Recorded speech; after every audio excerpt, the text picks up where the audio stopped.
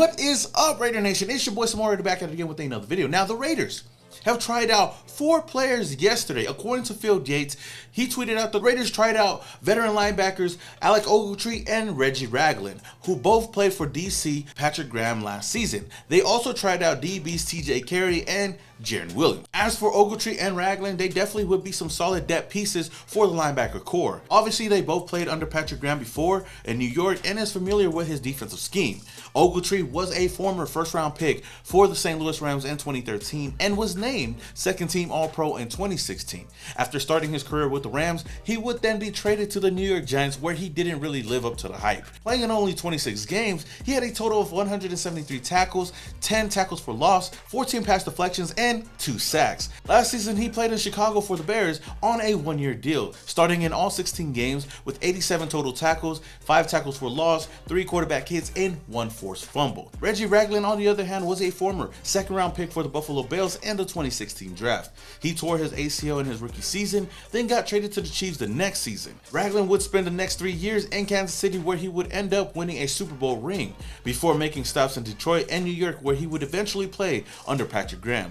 The 1 year in New York, he would play in 17 games, starting in 9, with 67 total tackles, 2 tackles for loss, 1 quarterback hit, 2 pass deflections, and 1 fumble recovery. Now, these 2 linebackers are definitely past their prime, but if the Raiders were to sign one of these guys, we shouldn't expect much out of him other than just being some depth pieces at their positions. Now, as for the 2 DBs that the Raiders did work out, it was great to hear a familiar name in TJ Carey. Obviously, man, this definitely brings back a lot of memories because, you know, he was a part of the first draft class that I actually covered as a YouTuber back in 2014, long time ago, you know, when we drafted Khalil Mack and Derek Carr, which I feel like is still the best draft class that we've had in quite some time. But at this point, the Raiders are still obviously just looking for guys that could provide depth at multiple positions. And the cornerback room, I would say, is pretty deep with some young talent with plenty of potential. You know, we have Rock Ya-Sin, Anthony Avery, Nate Hobbs, Sam Webb, and even Amik Robertson. Carey has had a solid career since playing for the Raiders. He also spent some time with Cleveland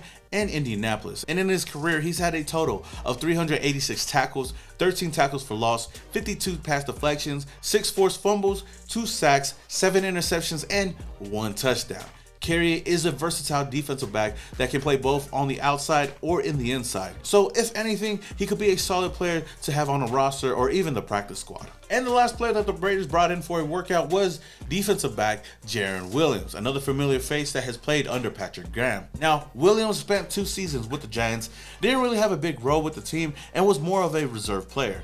In the 8 games that he did suit up for, he tallied 8 tackles and 1 pass deflection. Again, don't expect any of these players to be game changers for us. You know, these workouts are just a way of getting a good look at some possible depth pieces. If I had to choose one player to bring in, though, honestly, it would be nice to see TJ Carey back in the silver and black, whether it's on the roster or even on the practice squad. But with that said, Raider Nation, who would you sign out of these 4 players? Or is there someone else out there that you would rather sign? Let me know down in the comments below. Now, as you guys already know, as Raider fans, going into each and every season, we're not usually the favorites to win the AFC West, and I know for most years, I feel like we don't really live up to a lot of expectations that, you know, us, the fans, have, because every single season, you know, we can always say that this is going to be our year, but I feel like this year, 2022, is definitely a different type of season. Obviously, we went out and got a lot of pieces out there to help this offense and even this defense out. Having a new head coach in Josh McDaniels and a new GM like Dave Ziegler, you can definitely tell that they're changing the culture here in Las Vegas. And I came across a couple of articles that, you know, aren't really showing a lot of love towards the Raiders. Now, the first one comes from PFF, where they ranked all 32 NFL rosters, and they had the Raiders coming in at number 21, which is really surprising to me, especially with all the moves that we made during the offseason.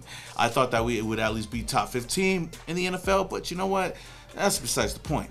And the biggest knock that they would have on our roster would obviously be the offensive line, saying the counter argument to the explosive passing game argument above is that the Raiders didn't do much to improve Carr's pass protection this offseason. The right side of Las Vegas offensive line allowed more pressures than any other right guard and tackle duo in the NFL in 2021 with 124. And it introduces 2 new starters in Lester Cotton Sr. and Jermaine Illuminor, who don't inspire a ton of confidence. Now, I do understand what they're trying to say, especially with this offensive line, and our biggest question is the right tackle position. But I do feel like Jermaine Illuminor and Thayer Munford Jr. should take care of that position if the Raiders don't go out and bring somebody in from free agency. But I still feel like the offensive weapons that we do have this season definitely overpowers any kind of question that we have on the offensive line. The problem with Derek Carr in the past with a struggling offensive line was the fact that he couldn't find a receiver that could get open.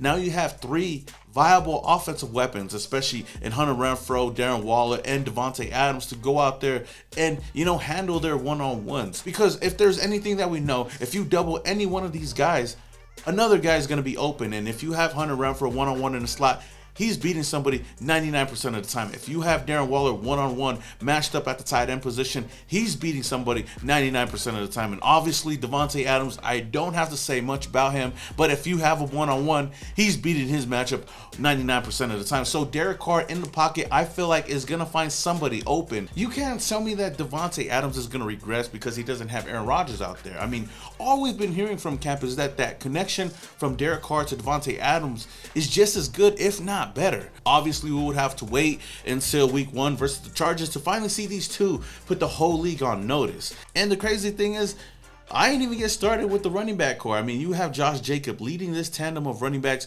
with Zamir White, Brenton Brown, you got Amir Abdullah, and even Brandon Bolden. The way these running backs have been looking throughout the offseason and these preseason games, man, they've given me a lot of confidence moving into the season, because I feel like Josh McDaniels, this offense and this offensive scheme, no matter how many questions we have at that offensive line, I still feel like we will be able to make a lot of plays, get a lot of scores, and win a lot of games this season. There was also another article by Sports Illustrated predicting every game of the 2022 NFL season, and they gave every team a record prediction. Obviously, the AFC West is going to be one of the toughest divisions, if not the toughest division in football this season. And they have the Raiders at the bottom of the AFC West going 9-8.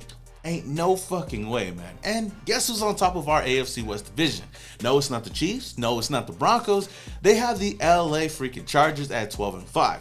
Now, they would have the Chiefs coming in at second, 11-6, and the Broncos will come in at third at 11-6. It's crazy to me because it seems like the Chargers always seem to be the offseason champions to take over the AFC West each and every single season. And the funny thing is that ever since Justin Herbert's been the quarterback for the LA Chargers and was deemed the next great quarterback, they have still yet to make the playoffs. I mean, you look at our Raiders team last season, all the adversity that we had to go through, coaching change, some players being cut from this team. Our roster was basically beat up at the end of the season, and we were fighting, clawing our way to get into the playoffs. And the team that we had to beat getting there was these LA Chargers, these so-called all-season favorites every single year. We sent their ass packing back to LA. I feel like they should have at least had a switch with the Broncos, at least second or third in this division. But their reasoning to having the Raiders at number 4 in the AFC West was this. Obviously, we can't host all 4 of these teams into the playoffs, but I could very easily see Las Vegas and Denver swapping places here.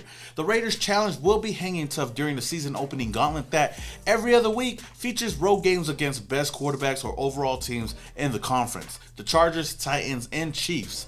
I have them faring well against most of the teams they should be, and Josh McDaniel wrecking his former boss Bill Belichick, this time with a less of a noteworthy midfield handshake. However, I do also have them losing to the Jaguars in a game where Doug Peterson reclaims some of his Patriot beating magic from a few Februarys ago. At the end of the day, the Raiders are always going to be the underdogs in the NFL to a certain extent. And don't get me wrong, we do get some love in the media here and there. I mean, I wish we had more guys like this. I like the Raiders. I have the Raiders winning the division with 11 wins. Wow. Really? What's going on in your head? Shut up, bitch. If you ask most football fans who won that game the last week, Raiders or Chargers, the Raiders won the game. Oh, it's true.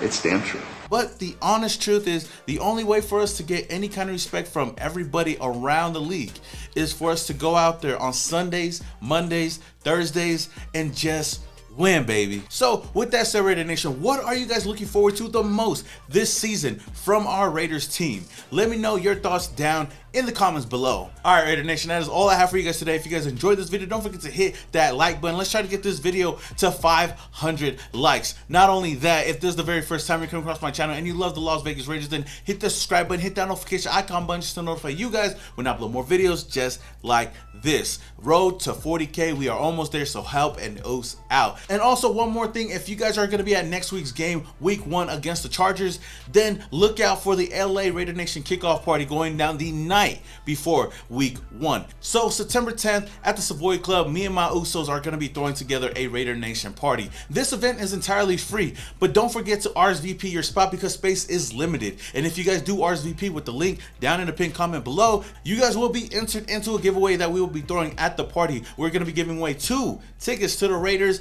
and Chargers game, so you guys definitely do not want to miss out on that. With all that being said, until the next video, this is your boy Some More Raider, and your boy is Started off in Oakland, now we here.